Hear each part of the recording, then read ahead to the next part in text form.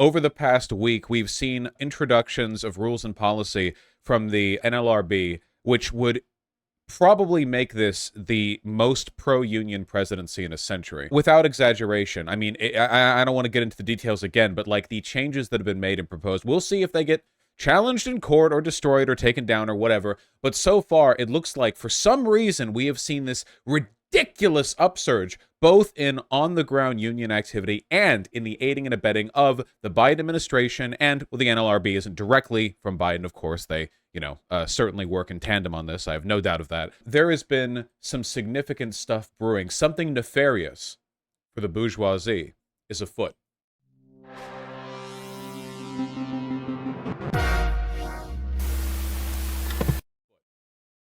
Folks, the Department of Labor, and this is Biden, the Department of Labor has officially proposed raising the overtime threshold. Currently, if you make over $35K a week, or sorry, it's not a week, $35K a year, you aren't eligible for time and a half for working over 40 hours a week. So basically, if you make enough money to survive off of the streets, you are not eligible for time and a half. This rule would up that threshold by, about 50%, a little over 50%.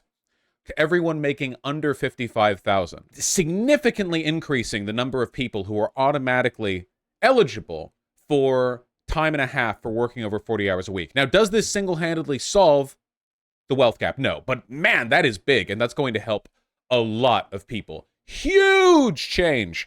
But it's not just this. The NLRB proposals and rule changes are also setting the stage for what might be the biggest surge in labor advocacy in American history, at least over the past century. Obviously, we all know about the SAG-AFTRA strike, and that's been huge. Did you know that in addition to that, the United Auto Workers Union has been pushing for some insane, 5 trillion IQ proletarian BS?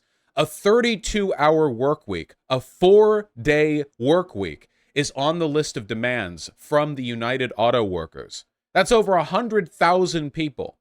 And as I understand it, the UAW union representative has been acting in a fashion most proletarian. Union rep. The UAW union rep has been just full on screaming about how it's the workers' time to get their pay. Sean Fain, okay? This Sean Fain was the guy that one hack was complaining about being a Marxist, right? Remember we watched the segment, the econ guy. He's the meme econ guy, the angry one, and he's like, this guy's a Marxist. I've heard of over 50. Yeah, Kramer. Yeah. I've heard of over 50 styles of Marxism, and this guy is trained in Marxist dojos all across the. Yeah, that's this guy. Okay. Sean, the big question I think on a lot of great audio, specifically in this room, we know all the national issues, but also Louisville Assembly Plant and the future product there, and what role that plays in this contract negotiation. So what can you tell us about what members should expect for LAP coming out of this? I mean, job security is one of our biggest issues, always is going into bargaining. So the plants that, we don't know, down the line what's lined up for them, it's our job to bargain for products so that we keep that going. The workers deserve product. I mean, the fruits of their labor, have generated these massive profits. So that's. You can tell from the way he talks. This is why. You can tell. One high expectation we have for the companies is that when new product's coming in, or when one product's going out, that we find a replacement for it and keep these plants going. They owe it to them. Do you have a sense of what the product might be? No, I don't. But we'll get into that. I mean, through bargaining, we'll secure that in bargaining. It seemed like Todd sort of drew a line, though, that. This goes on for a while. A lot of it's specific to the industry. I just wanted to because when you listen to this guy talk, you can hear the Soviet anthem playing behind him, except of course the Soviets actually killed labor advocates. So, what are you going to do? Look at this, okay? Look at this. If you want to know about how based he is, you need to read about him from his opposition, like how Kramer's screaming about how he's like a level 10 trillion Marxist or whatever. UAW President Sean Fain is playing with dynamite. The union's goal should be achieved through creative but hard-nosed collective bargaining, not with attacks on the automakers in ways that can hurt them in the workplace. The new president of the union is really ramping up the anti-automaker rhetoric. In the press and on social media, he accuses auto executives of being greedy. Oh, God forbid anyone accuse auto executives of being greedy. He calls them the enemy. He tells his members they have to prepare to go to war. One of his VPs even said they need to punch management in the mouth. In my 40-plus years of covering the automotive industry, I've never seen the union's leadership adopt such a confrontational approach. It's pretty clear they're itching for a fight. The UAW is rolling out a litany of demands and complaints against the automakers.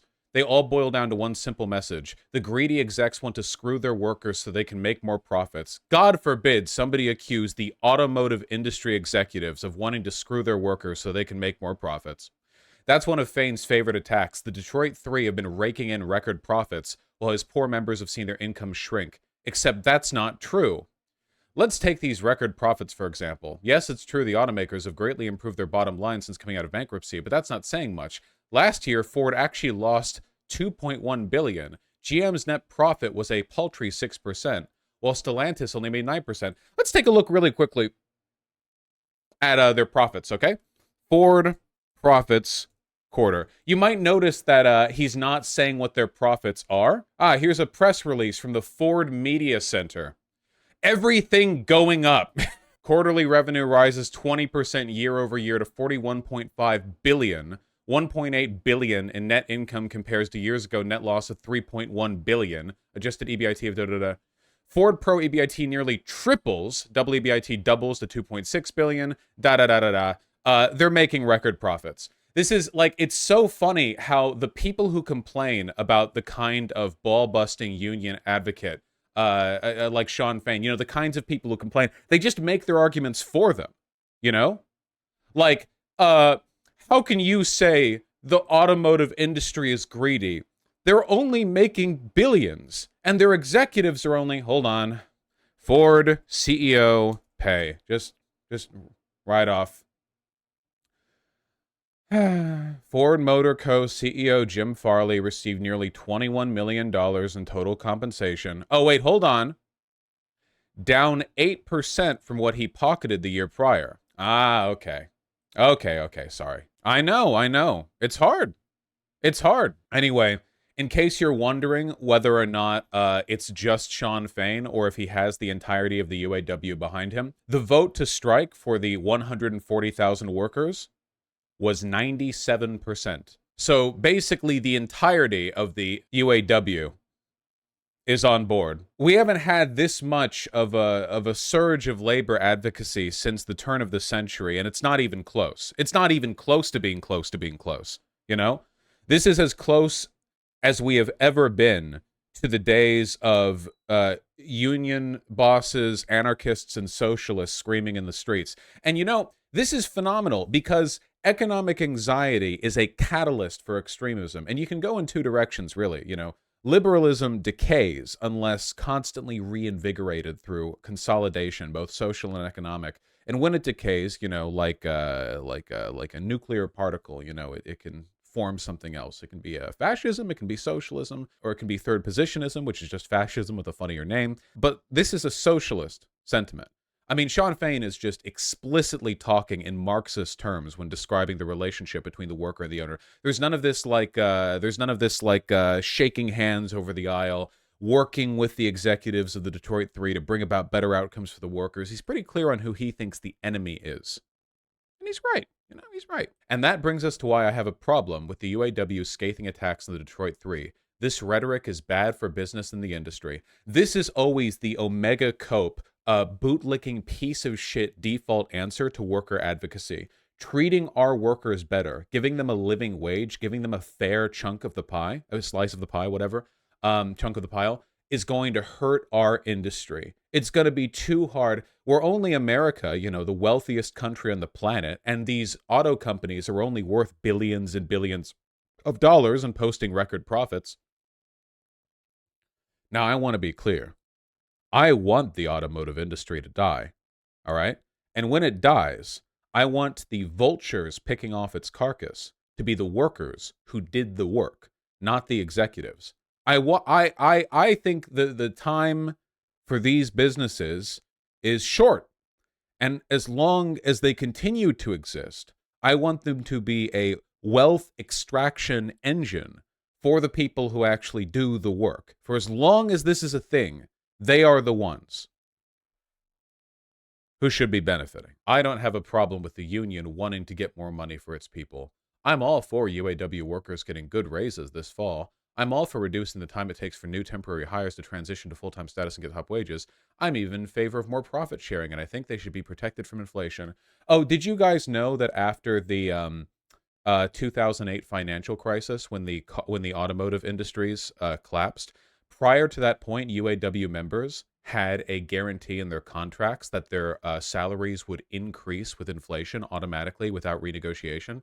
And they gave that up after 2008 because the poor automotive industries were hurting so bad they just couldn't afford to give the workers inflation increases. And since then, they have bounced back and are posting record profits. And for some reason, now that the automotive companies are making a ton of money again, they didn't just automatically give that inflation protection back, if you can believe it. They didn't just return it like they said they would when they took it away. Oh, and in case you were wondering, John McElroy, pictured above left, is the president of Blue Sky Productions, which produces Autoline Daily and Autoline After Hours. So this guy isn't a regular writer, he's an executive. I wonder why he was writing this. Like, it's like, who is writing this screed about how the greed of the working man is going to tear apart the automotive industry? And then it's like John D. Moneybucks over here, a balding white guy who looks like he's born in a suit, who's like CEO of 6 businesses or some shit. Jesus Christ. The greed of the working man. What other kinds of articles does this guy publish? The 7 Secrets to Tesla's Success. Oh my God. Wait. On his LinkedIn profile, there's another article here. I have to look. Most people don't know I was once a UAW worker, and I've got some suggestions as to how the union and the Detroit 3 can put more money into... No, please. Oh no, I want to know. Please, I want his suggestions. There's a video right there. Hold on. I need to see. Okay, it should be John McElroy or possibly Blue Line, because that's the name of his media group. I support the UAW. That's what it says there. Oh, we have multiple videos. I can't find the one of him supporting it or whatever. John McElroy criticizes UAW leader Sean Fain. Yes! Seethe. Are just a few days into national contract talks, and the newly elected UAW president, Sean Fain, has changed the entire landscape with his very public assessments of how the car companies are treating line workers. Business editor Rod Maloney tells us tonight this has everyone's attention when it comes to possible strikes. As the UAW talks get underway in earnest, there is strike concern, as in... Rod Maloney, and he looks like this, and he's in Detroit. Unbelievable. Perhaps a strike against all of the domestic 3 at the same time. Sean Fain hasn't overtly said that, but he certainly has left the door open for that as a tactic, which is deeply concerning to longtime Detroit area auto analyst John McElroy, who warns that this kind of incendiary rhetoric is unwelcome, unprecedented, so true, and dangerous. Why is his tie... What? I didn't realize his tie's tucked into his belt. Look at that. What? Is this Detroit fashion? First of all, how is your tie coming below your waistline? And second of all, what? Is it windy? Then let it blow. Unprecedented and dangerous. I have no problem with the UAW wanting to get more wages. But I'm totally in favor of them doing that. But McElroy says this kind of anti-domestic 3 stump speech is uncalled for. They talk about the workers being their family, but at the end of the day, their actions show that they don't give a damn about their family. They're not family. They don't give a crap about our workers. Not given to similar overstatement, this week McElroy published this piece in Ward's Auto World, saying Sean Fain is playing with dynamite. Who wants to buy a car from a company, as he says, screws their employees? Wait, you short-sighted myopic workers, don't you realize? Pointing out that you're being mistreated will hurt your own business that you work for. Who wants to go work for a company even? Oh, well, I don't know. Maybe you should treat them better. That's a great question. He calls the enemy. This is damaging to the industry. This could hurt Detroit. McElroy says the modern auto industry is hugely competitive and a far cry from the sit-down strike days, pointing out the foreign automakers now own more than 50% of the North American market share and make millions of vehicles a year with non-union labor. Interestingly, this is actually just a modern globalist equivalent of the century-old arguments about foreign laborers taking people's jobs.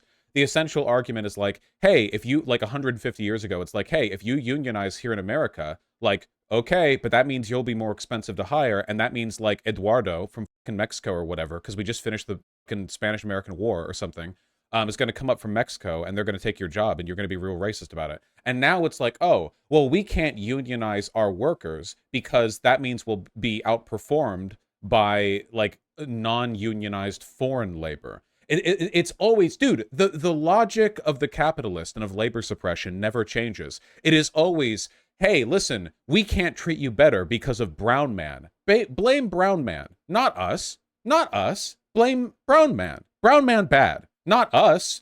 We not responsible for take away all benefits and joy and money. We didn't do all of these things. We didn't gamble on subprime mortgage loans back in 2008. We didn't take away your insurance against inflation. We didn't cut your pay. We didn't do all this bad stuff. Brown man. Brown man bad. Brown man. Brown man. Speaking so openly to membership this way may help at the bargaining table, but it could also cause serious damage on the car lot. If a strike or the way he's attacking the companies hurts them in the marketplace, the foreign automakers are going to take more market share. And guess what? That's going to result in fewer UAW jobs. The idea that the industry is hurt by unions is just not wrong.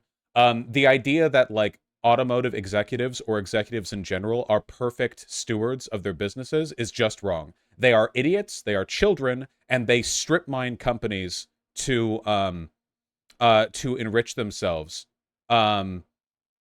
Not wrong? Whatever you think I said the other thing, okay? I don't know. I misspeak all the time. This isn't new. Executives strip mine companies. They will destroy the company for short-term profit, and then they will run away. They will do everything in their power to maximize short-term benefits so they can earn the approval of the shareholders, and then they will dip. The idea that here's the thing, guys. Very often, shareholders and CEOs are only along with a company for long enough to get their golden parachute. They're there for 5, 10, 15 years, but they know as long as they improve revenue in the short term, they get to jump away with tens or even hundreds of millions in bonuses for their short-term greed. But if you're a UAW worker, you might be there for life. That might be your career. At no point as a union worker do you benefit from the company being hurt in the long term for your short-term benefit. There is no golden parachute. They are not materially incentivized to engage in short-term greedy behavior. They have neither the power nor the incentive to do it. So the idea that unionizing a company makes it weaker is just not true. It's not true. It is not true. Oh, here's this video on how he actually supports the UAW up to a point. Yeah, from the Autoline network. Automakers at a competitive disadvantage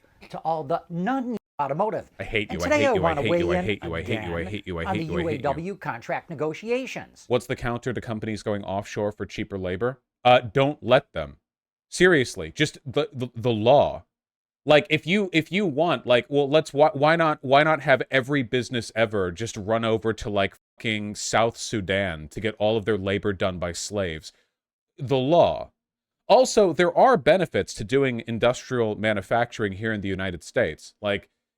Especially when it comes to car manufacturing. One of the reasons why car manufacturing tends to be done in countries like America, Japan, whatever, and not countries like, say, China as much, is because this isn't a fucking textile factory. The cost of textile manufacturing is the labor. The cost of automotive manufacturing is in large part engineering, factory maintenance, and the materials, Now, material cost doesn't really change where you are. Obviously, we might have to ship it around the world, but labor in China is far cheaper than labor in America, but the price of steel, I mean, there's a difference, sure, but it's less of one. There is a benefit to having high-tech industrial production here. For instance, why do you think Taiwan is the world center of microchip manufacturing? Oh, well, why don't they go over to South Sudan where slaves can do the microchip? Because they can't do the microchips, can they? Slaves can't do microchips. Also, you can't really have a microchip factory in a struggling, war-torn, poverty-stricken region. Doesn't really work that way.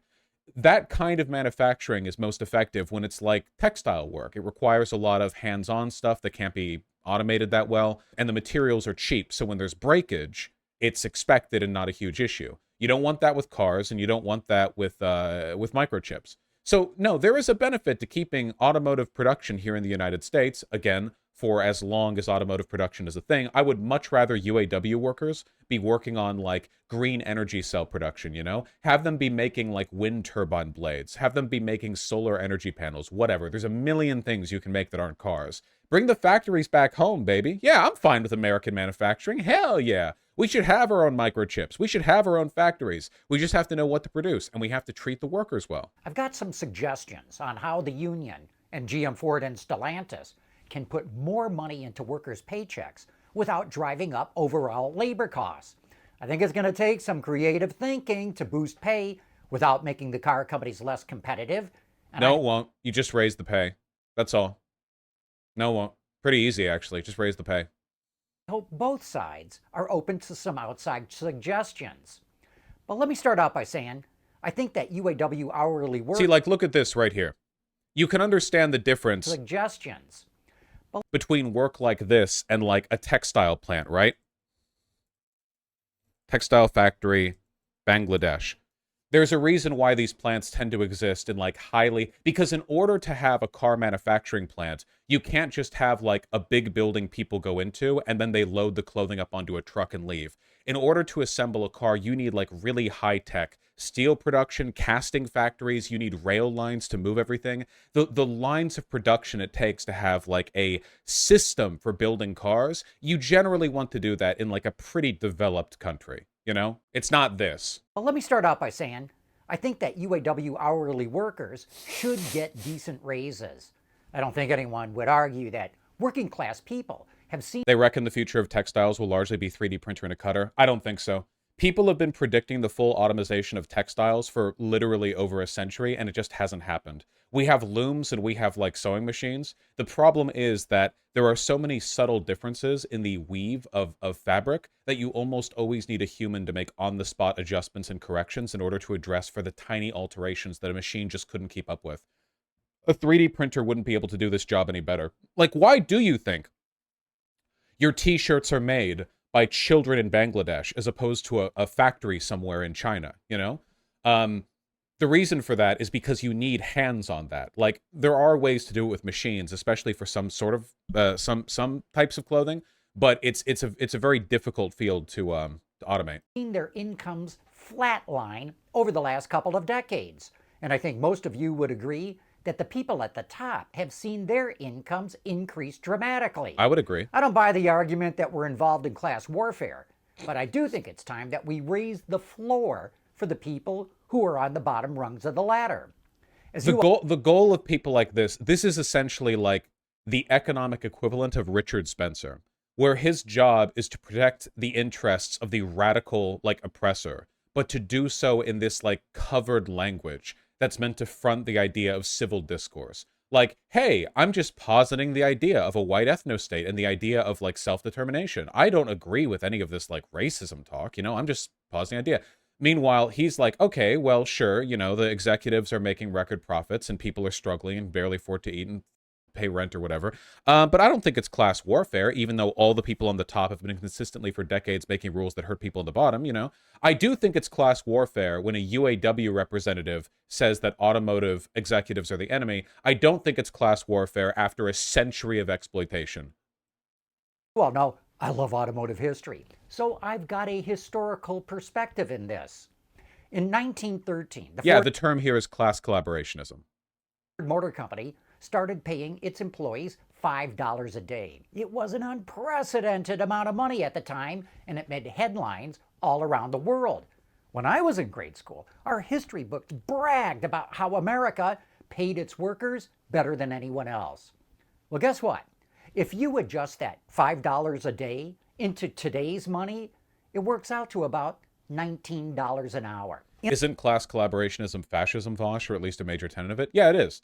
And this is one of the reasons why I say that fascism is capitalism in decay, because one of the power structures that tends to survive capitalism into fascism is A, the bourgeoisie, and B, the idea that, hey, listen, man, you may have issues with the super wealthy, and maybe there's something to talk about there, but don't you think you should shut up about it? Like, that's fundamentally, So, like, the idea of, like, supplanting class antagonism in favor of something else, in his case, he's doing it a little bit more directly, too, because he's effectively saying, like, hey, we can't do class antagonism because the foreigners are always watching with their ununionized labor, We can't be weak in the face of all this ununionized labor.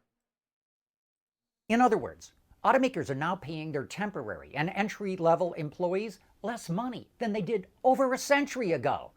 And that ain't right, man. Here's another historical perspective, and this one's personal. I worked my way through college. The thought of borrowing money to pay for tuition never even occurred to me. I went out and got summer jobs to make the money I needed to pay for a college education. One summer, I worked at the Ford Rouge plant as a member of UAW Local 600, and the next summer, I worked at Ford's Livonia transmission plant as a member of UAW Local 182. That was back in the early 1970s.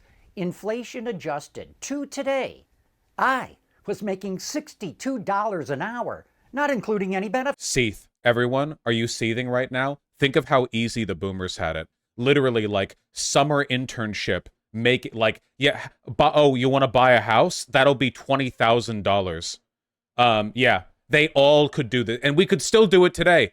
This was the product of an economy, like a pre-Reagan economy. Then Reagan everything, and now, like, you will never get to own a house. Benefits. So I am a real live example that UAW workers are making less than they did decades ago. Unfortunately for the UAW, it doesn't have a very good public perception, especially since so many top officials, including the past 2 presidents, ended up in prison on corruption charges. I don't know what the details are of this, but the idea of a Detroit-based automotive union leader being sent to prison makes a lot of sense to me. For corruption charges, absolutely. I feel like that's like part of that's like the aesthetic. Are you really a Detroit-based union leader if you haven't been sent to prison for corruption charges? Mr. Dubois, I would never suggest that you, a member of the police, turn a blind eye towards the behaviors and, let's say, alleged racketeering at this outfit. Have a seat, would you, officer? Yeah, like... But I can tell you from personal experience that the vast majority of UAW workers are good people who take a lot of pride in the work they do. All during the COVID pandemic, they showed up for work. They had to stand in single file lines, hundreds of people long, to go into the plants at the beginning of every shift to get their forehead scanned to see if anyone had a fever. And they had to wear masks inside the plants for their full 8-hour shifts. Oh, okay. Even if they went to the bathroom. And yet they showed up for work every single day. They're loyal. That's why I think they deserve double-digit raises. And okay, well, I think that's nice. Protection from inflation and more profit sharing. And it shouldn't... Four-day work week? They want a 4-day work week, too. ...take 8 years to transition from temporary worker to full-time employee. Oh, yeah, a big part of the automotive industry right now is that it's like, hey, you get all these great benefits if you're a full-time employee of these car companies. Sorry, however, we only have space for people who work 39.5 hours a week, and you're going to be like this for a decade. There are so many American businesses that will tout like great benefits for their full-time workers, but nobody ever gets to be a full-time worker. In America, there are rights you're guaranteed if you get like a full-time like hours, so they'll just keep you from it. One thing that is working for the union's favor is the labor shortage. GM Ultium just agreed to bump the pay for its battery workers from $16.50 an hour to over $20 an hour. You know why? You can't hire people at $16.50 an hour to work in factories. They can make that kind of money at McDonald's. GM was facing horrific turnover because people were quitting almost as fast as they were hired. Last year, Ford converted 3,000 of its temporary employees to full-time status. Why? Because turnover was 50%. It takes a lot of time and effort to hire people and then train them. And Ford found it was cheaper to make them full-time and pay full wages because that stopped all the turnover. By the way, that's exactly the reason why Ford started the $5 day in 1913, because people were quitting their jobs by the thousands, but they could not walk away from making $5 a day. But even though I believe that UAW workers deserve good raises, I think Shawn Fain is unrealistically raising expectations. He's publicly demanding things that the Detroit Three can't possibly agree to. In fact, he wants to restore the kinds of legacy costs that helped drive GM and Chrysler into bankruptcy and brought Ford right to the brink. Wait, what legacy costs? Subprime mortgage gambling? Is that, and it's part of Fain's proposals is like, you must trade on subprime mortgages packaged in AAA. What? Are we talking about the 2008 financial crash? Are we talking about like the Rust Belt, like when manufacturing left the States? What are we talking about here? Full pensions, retiree health care, and the jobs bank. If the automakers agreed to that, Wall Street would immediately advise investors to dump their stock, and the credit agencies would immediately downgrade their credit ratings. You would see tens of billions of dollars of market capitalization vaporize overnight. This is another way that the entire like universe is skewed against the worker. If ever a company does something that's worker friendly, investors get spooked and the company's value depreciates significantly in many cases, but nothing of meaningful value has actually been lost. Like a car company could continue to produce and sell exactly as many cars as before, a complete, like, no change whatsoever in the functionality or social utility or income of a company. But because investors get spooked, everyone perceives that company to be doing worse. And the only people it's doing worse for are the investors, because the investors are the ones who lose money when the share price of a company drops, not the workers. Not even necessarily the managers or even the owner. I mean, obviously most owners are paid in shares as well, but not necessarily in all cases. He mentioned bus drivers earlier, and I wanted to add that I've been seeing a bunch of stories lately about there being bus driver shortages that have been addressed after a huge raise in bus driver pay. I can't find the original story that I was looking for, but there are a bunch of them if you Google. It's been happening all over the place. We're like, okay, we'll pay you like $25 an hour. Now will you drive the bus? And like, yes, they will actually. They will do that now. Borrowing costs would skyrocket, and the automakers would be back to where they were just before the Great Recession. It would put Detroit's automakers at a competitive disadvantage to all the non-union car companies in the U.S., and that would end up threatening tens of thousands of UAW jobs. It's almost like our economic system and Wall Street, like specifically, are designed in such a way to prioritize not only companies doing well, but also companies constantly sucking the cocks of their investors. It's almost as though there's a predatory leech of an economic class that produces nothing, but all of the systems in our society are geared towards appeasing their specific economic needs, even though it serves no social utility. You know, like if a company can continue to produce just as much of a material and sell just as much of a material and have just as much profit in selling that material as before, but for some reason the company's value goes down, therefore they are disincentivized from continuing in this behavior because the investors aren't happy with what's happening. Well, I mean, that says something, doesn't it? Shawn Fain says that anytime he hears an automotive executive say they need to be competitive, he believes they just want to race to the bottom.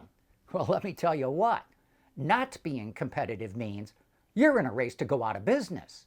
What I'd rather hear from the union are creative proposals that will cut labor costs. Pizza at parties. the same time hourly workers make more money. Pizza parties. And so here's one of my suggestions as to what they could do. In fact, it's actually an idea the union floated back in 2015. The UAW proposed that GM, Ford, and what's now Stellantis drop their individual company health care plans and combine them into a giant cooperative that would have massive negotiating power with healthcare providers to get much lower costs. In fact, the UAW's idea was to include white-collar workers as part of the co-op. That means about 1 million people would be enrolled, and that is a lot of clout. Right now, the automakers are paying about $23,000 a year per worker in healthcare costs. UAW members have gold-plated coverage. Now, make that platinum-coated. Most of them don't pay any monthly premiums and zero co-pays. You know, Sean Fain complains about the richest 1%, but when it comes to healthcare, UAW workers are in the 1%. Do you know anyone that's got that kind of coverage?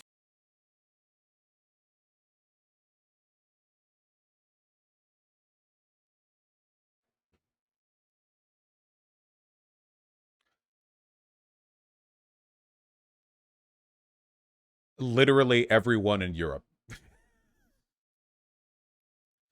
We're really bragging about gold.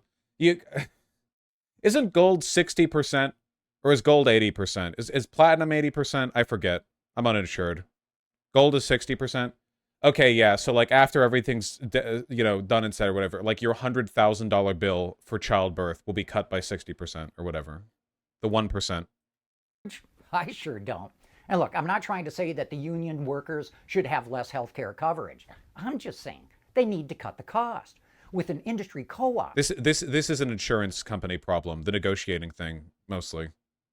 they could slash those costs dramatically and use the savings to put more money into their paychecks.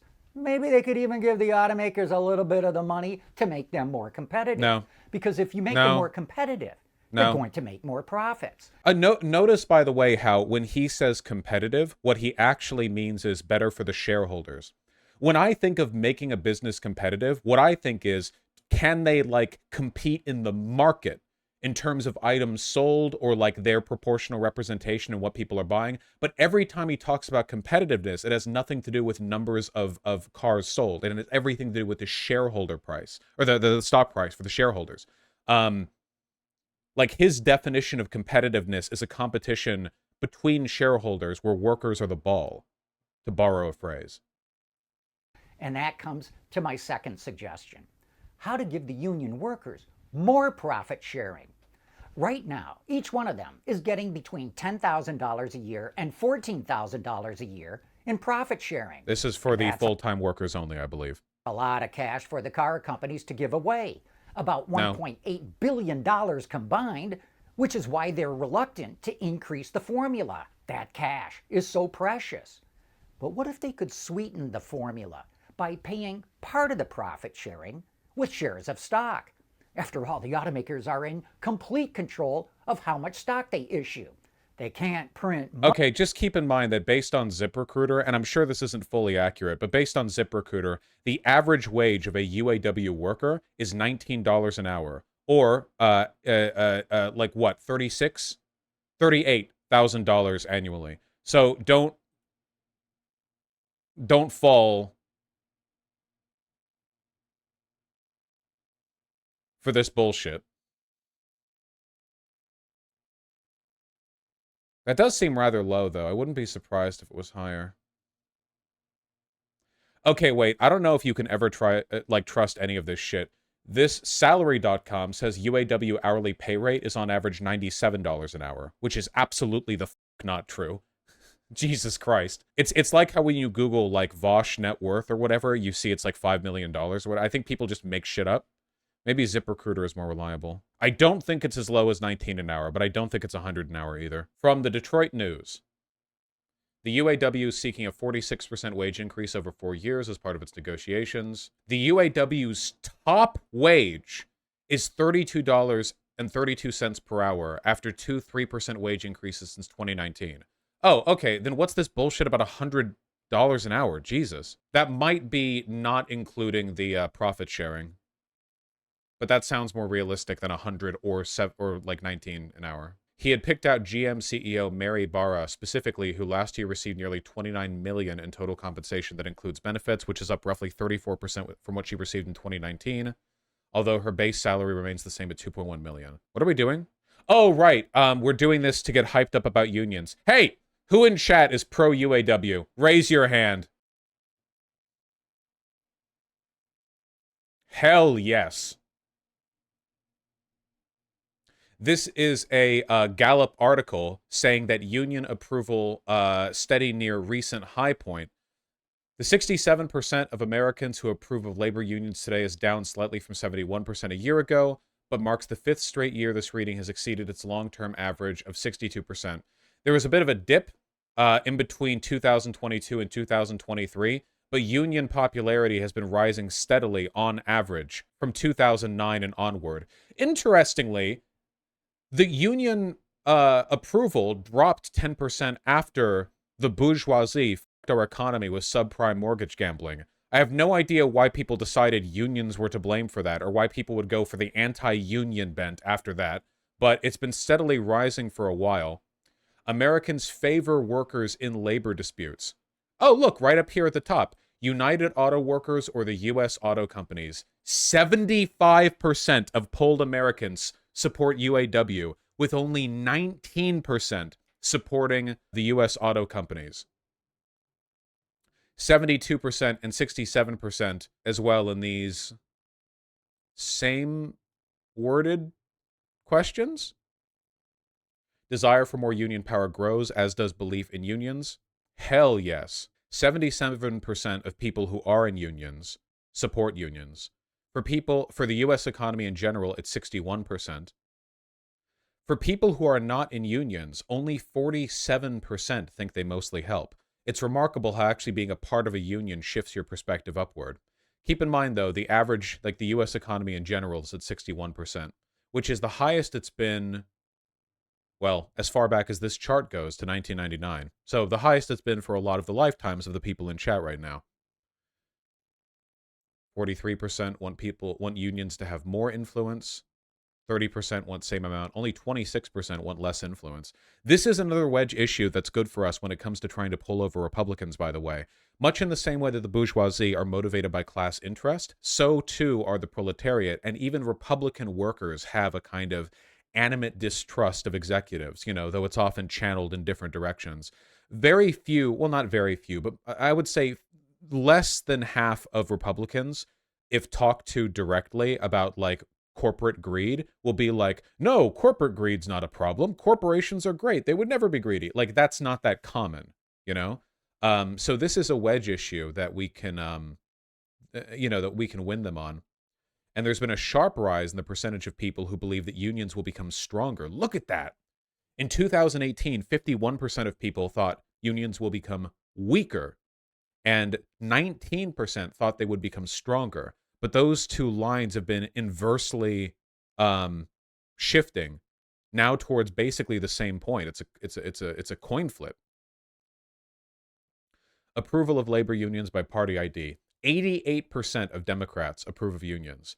And even for Republicans, it's about 50-50.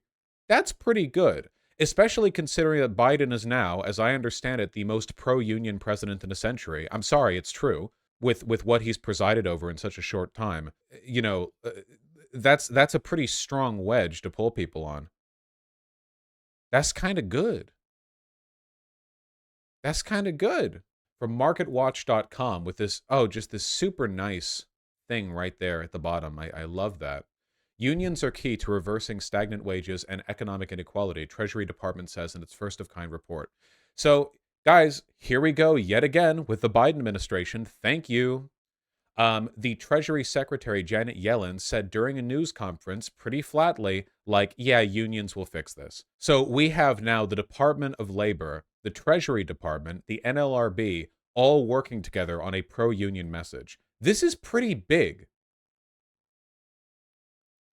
As Casey J from LI has now posted for the second time, I believe. Not that bad for Casey. Apparently, we've been seeing a bit of a manufacturing boom under Biden as well, which is great. I support American manufacturing, by the way. I don't have a problem with work being done overseas or with interdependence with us and China and other countries, but I still think there's room for manufacturing here in America. I don't think that all of America should be coffee shops and like tech offices that get evacuated 6 months after the startup fails. I think that it would be nice if we had kind of a mixed economy here in the United States. American airline flight attendants are also striking. You're goddamn right they are. In fact, I have that all the way over here at the beginning of the segment. Guys, did you think we were done? Did you think we were done with Hot Boy Union Summer? Dude, damn. Hey guys, my name is Derek. I am an American Airlines flight attendant. I'm going to kind of do a day in the life, like a real day in the life of what it's like to Don't be a flight attendant. copyright I'm doing a really me. short trip today. I'm just doing a one-day trip, flying up to Boston. Be up there for a couple of hours, and then I fly right back down to DC. So let's see what happens. To kind of get ready for my day. Okay, I thought we'd get more to the union stuff right away. Guys, 26,000 flight attendants at American Airlines just voted to authorize a strike. 99% of them voted yes. The pilots at American Airlines recently won a huge raise. If you'll remember, we covered that a little while ago. Now the flight attendants are going in for their slice of the pie as well. People are going to argue that this also is going to, like, kill the airline industry, which I think it should. I think that plane tickets should cost way more, personally. We subsidize the airline industry so hard, and we do it for, like, marginal profits. If you look back at the history of the airline industry, like, tickets cost way, way more than they do now, and it's all a nefarious plot to keep you guys from wanting trains built, okay? Yeah, it's pretty disgusting. It's like they run on such thin margins. 99.47 of them 99.47% of them voting in favor of a strike authorization vote, with 93% of union membership voting. God damn. Woo-wee. Well, we'll see if that strike actually happens or if they get the negotiations they're looking for. Why do the bourgeoisie not want trains? I don't understand. Well, I mean, if you really, really mean, like, the super ultra wealthy, they have private jets. I just think that, like, a lot of it is the car companies really not wanting to discourage car travel because, like, a huge amount of American city design just came down to car industry propaganda. That sounds like an exaggeration, but it's not. America is a big country. There's a lot of space to cover, and we had a lot of options on how to cover it, and there was a race between, like, different industries to try to be the ones to sell people on the future of transportation, and the car industry won. And because they won, everyone believed in them. Cars were the future. Cars were getting cheaper. Everyone had a car. So why not build the roads, right? Roads are simple. You just have to lay down some concrete or asphalt or whatever. Highways are more complicated, sure, but they can be done. Whereas trains require, you know, stations, and they can't go to every single store. Everyone thought cars were the future. And I don't blame people for feeling that way back in, like, the 1920s, you know? They couldn't have possibly known what... They could not have envisioned the 405. Nobody from 1923 could have envisioned the 405. This would have been unthinkable to them. Ah, yes, this classic. The Thanksgiving jam. Everyone on their way to go see their parents or whatever. This would have been unthinkable to them. Nobody could have predicted this. I'm just kidding. People back then did predict this, but only a few of them. Most people didn't predict this. You know, it's like how there were people who predicted climate change back in the 1930s, but, like, it took till the 1960s for it to get, like, mainstream attention within the scientific community. It's affected a lot of stuff. Anyway, the American city design was handed over to the car companies. General Motors streetcars conspiracy. Oh, yeah. Well, this isn't really a conspiracy. GM bought up a bunch of streetcar systems and then dismantled them. Right? Is that a conspiracy? Is that not real? Between 1938 and 1950, car companies and petroleum companies gained control of transit systems in about 25 cities. Most of the companies involved were convicted in 1949 of conspiracy to monopolize interstate commerce and the sale of buses, fuel, and supplies, but were acquitted of conspiring to monopolize the transit industry. So that's true. Okay, so right. Okay, so by conspiracy, we don't mean conspiracy theory. We mean the conspiracy that they did. Okay, yeah, sorry. Yeah, they took over and destroyed alternative transportation, even though we had it. LA, did you know that Los Angeles had the largest streetcar network in the world back in the 20s? Yeah, this was from 1906, more than a century ago. And this was back when LA was a lot smaller, too. This would have been the downtown area, I assume, at least the layout, because this is the channel. That makes it look like it's downtown. Look at that. Nothing even remotely close to this exists today. Wasn't that the plot of Who Killed Roger Rabbit? Yes. Also, there was something about cartoons in there. I don't know.